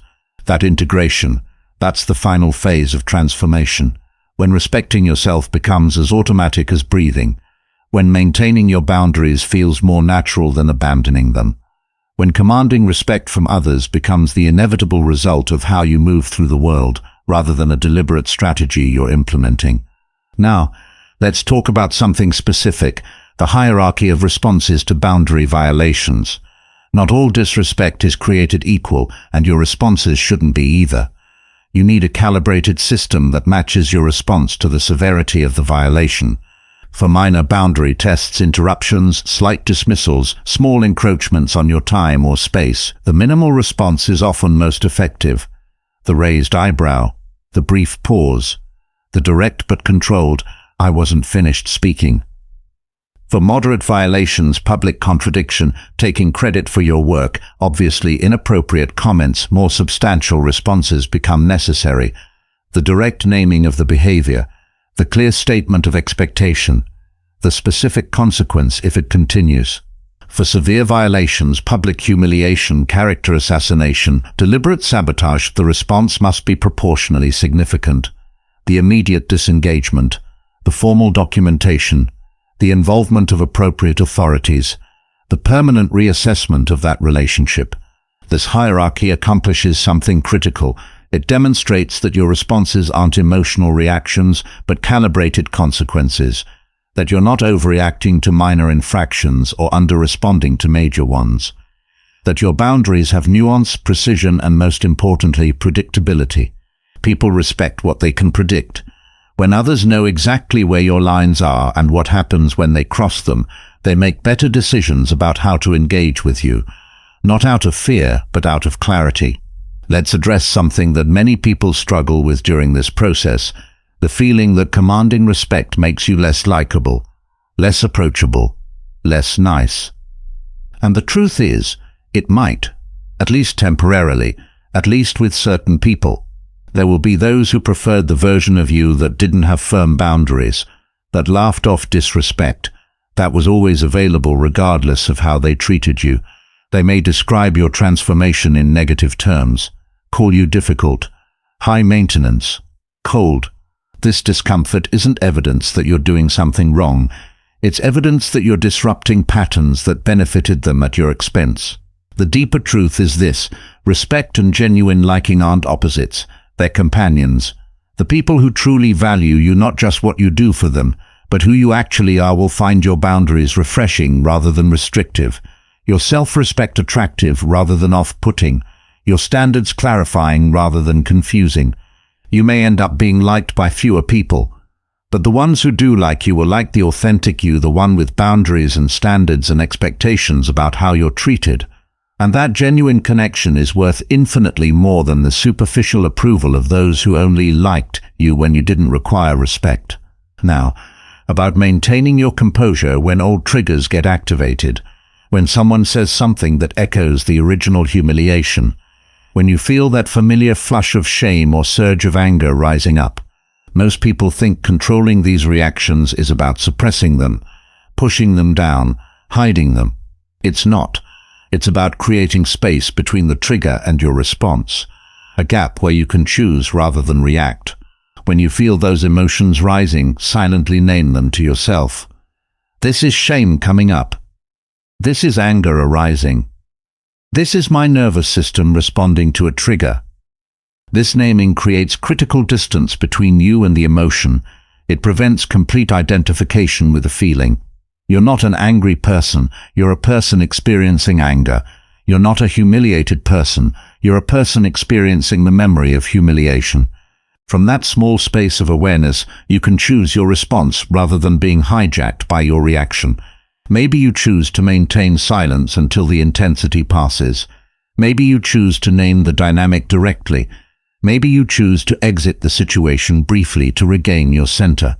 Whatever you choose, the key is that it is a choice made from awareness rather than triggered automatically from old wounds.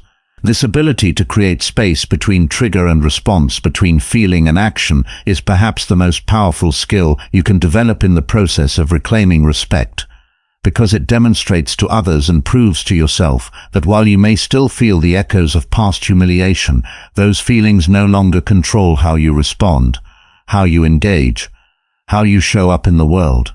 And ultimately, isn't that the most profound form of freedom?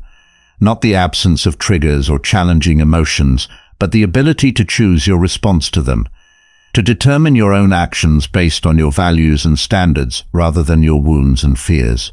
That freedom, that choice, that's the ultimate expression of self-respect. And paradoxically, it's also what commands the deepest respect from others.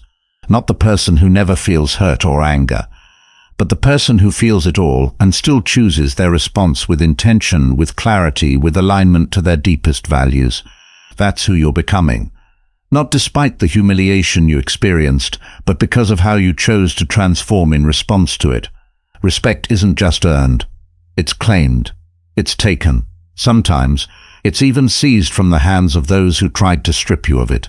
Let me tell you something most people will never understand. The person who humiliated you, they didn't just attack your social standing. They didn't just embarrass you in front of others. They tried to fundamentally alter your relationship with yourself. That's what makes humiliation so devastating, so different from other forms of conflict. It attempts to rewrite your internal narrative, to make you question your worth at such a fundamental level that you begin to wonder if maybe, just maybe, they were right about you. But here's what they didn't count on. That same depth, that same intensity that makes humiliation so painful can make your comeback even more powerful, because you're not just changing behaviors, you're not just adjusting boundaries, you're fundamentally transforming how you allow yourself to be perceived and treated. You know what haunts me sometimes? The thought of missed moments. Those critical crossroads where someone disrespected you and you felt that surge of righteous anger, that clarity about what needed to be said. But you swallowed it, you stayed silent, you let it pass, and in that moment, a pattern was established, a precedent was set, a message was sent. This is acceptable. This is how I allow myself to be treated. Those moments compound, they accumulate, each one making the next disrespect more likely, more expected, more normalized. But the reverse is also true. Each time you stand firm now, each time you name the disrespect, each time you enforce a consequence, you're not just addressing that single incident, you're rewiring the entire pattern. You're establishing a new precedent that will make future respect more likely, more expected, more normalized. That's why these moments matter so goddamn much. They're not isolated incidents. They're system updates to how others engage with you. I want to talk about something specific, the power of what I call borrowed respect. This is a strategic approach for environments where your individual standing has been severely damaged by humiliation. When your personal respect has been compromised, you can temporarily borrow status and standing through strategic alignments with respected individuals or groups. Not in an obvious, desperate way, but through genuine value creation that makes these alignments natural and mutually beneficial. Identify the most respected person in your environment who you have any connection to. The person others listen to without interruption. The person whose opinion carries weight without effort. Then find ways to create legitimate value for that person. Solve a problem they're facing. Offer insight on a project they're working on. Connect them with a resource they need. Do this without obvious agenda, without asking for anything in return. When they begin to recognize this value, when they begin to include you in conversations, to reference your contributions, to visibly align with you in small ways, something powerful happens. Some of their established respect temporarily extends to include you. It creates a halo effect that gives you breathing room to rebuild your own standing. This borrowed respect isn't your end goal. It's scaffolding, temporary support while you're reconstructing your own foundation. But it can be invaluable in environments where direct recovery feels impossible due to how severely your image has been damaged. Let me tell you about the clearest signal that your respect reclamation is working. It's not when people start being nice to you again. It's not when the person who humiliated you apologizes. It's not even when others visibly side with you in conflicts. It's when you notice people become slightly uncomfortable when they realize they may have crossed one of your boundaries. That momentary hesitation, that quick backtrack, that subtle shift in behavior when they sense they may have stepped over a line with you, that discomfort, that recalibration, that's not them being afraid of you.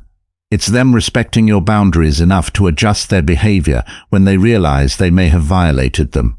It's the clearest evidence that your boundaries are no longer theoretical. They're no longer aspirational. They're real, consequential, and recognized by others as lines not to be crossed lightly. Watch for it. Acknowledge it when you see it. It's confirmation that your transformation is taking hold in the social ecosystem around you. Now, let's address the aftermath of enforcing a significant boundary, of delivering a consequence, of standing firm in the face of disrespect. After these moments, there's often an emotional crash, a wave of doubt, anxiety, even regret. Did I overreact? Was I too harsh? Will this damage relationships I need? This crash isn't evidence that you made the wrong choice. It's the natural response of a nervous system that's been conditioned to avoid conflict, to prioritize others' comfort over your own dignity, to back down rather than stand firm. Expect this crash. Plan for it. Have responses ready for the doubt when it comes. This discomfort is temporary. The respect I'm building is permanent. I'd rather experience temporary anxiety than permanent disrespect. This isn't about one relationship. It's about how all relationships will function going forward. These aren't affirmations. They're strategic reminders that keep you aligned with your long-term goals when temporary discomfort tries to pull you back to old patterns. Let's talk about something critical. The distinction between responding and reacting, between choices made from strategic clarity and behaviors triggered by emotional wounds. When someone triggers memories of your humiliation, when they push the buttons that activate your shame or anger, they're often looking for a reaction, an emotional response that confirms their power to affect your state, to knock you off center, to demonstrate that they can still get to you. Deny them this satisfaction completely. This doesn't mean suppressing your emotions or pretending you don't feel them. It means creating enough internal space that you can feel everything without being controlled by those feelings, without letting them dictate your visible response. Feel the anger fully. Notice the shame completely. Experience the indignation without resistance. But do all of this internally while externally maintaining complete control over what you allow others to see. This isn't dishonesty. It's boundary setting at its most fundamental level. You're deciding what parts of your internal experience others get access to, what parts remain private until you choose to reveal them, if ever. That containment, that ability to feel everything without being visibly controlled by anything, that's what makes others think twice before attempting to provoke you, not because they think you don't feel, but because they realize their attempts to manipulate your emotional state simply don't work anymore. There's something powerful about reframing your recovery from humiliation, not as healing, but as evolution, not as returning to who you were before it happened, but as becoming someone new because it happened. Healing suggests returning to a previous state. Evolution suggests becoming something more advanced, more adapted, more capable of thriving in challenging environments. Don't just heal from disrespect. Evolve beyond the possibility of it affecting you the same way again. This reframing accomplishes something profound psychologically. It transforms the humiliation from something that diminished you into something that catalyzed your growth, from an ending into a beginning, from a wound into a turning point. And practically speaking, people are far more willing to accept a new version of you than to revise their perception of the old one. We are neurologically designed to categorize and maintain our existing assessments of others, but we readily accept transformations, evolutions, reinventions. Use that psychological tendency to your advantage. Don't try to convince them the old you deserved respect. Show them the new you commands it. Finally comes the end game. It isn't what most people think. It isn't the perfect comeback. It isn't making the person who humiliated you regret what they did. It isn't even gaining the respect of everyone around you. The real end game is simpler and infinitely more powerful. It's the moment when someone's attempt to disrespect you hits different, when their words, their tone, their dismissive gesture that would have once cut you to your core now feels like nothing, like background noise, like someone else's problem. Not because you're numb, not because you've built some impenetrable wall around yourself, but because you've become so rooted in your own worth that their opinion simply doesn't have the power to define you anymore. That moment, that's freedom. And here's the beautiful, terrifying truth about this journey you've been on. The person who humiliated you, they gave you a gift they never intended. They created such a profound break in your life that it forced you to rebuild, to reconsider, to reconstruct how you move through the world. Without that breaking point, would you have ever developed these boundaries, this clarity, this unshakable sense of what you will and will not tolerate? Most people go their entire lives accommodating disrespect in 1,000 small ways. They never reach the breaking point that forces transformation. They never develop that bone-deep certainty about their worth that makes others' opinions secondary. But you've been through the fire. You've felt the shame, the rage, the devastation of being publicly diminished. And instead of letting it destroy you, you've let it forge you into something stronger, clearer, more defined. The ultimate irony is this: the person who tried to diminish you has instead catalyzed your expansion. The attempt to make you smaller has made you more substantial. The effort to push you down has forced you to stand more firmly than you ever have before. That's not just reclaiming respect. That's transcending the entire dynamic that made the humiliation possible in the first place. So as we end this journey together, remember that the final transformation isn't about them at all. It's not about making them see you differently. It's about you seeing yourself with such clarity, such certainty, such unshakable conviction, that their perception becomes irrelevant to your sense of worth.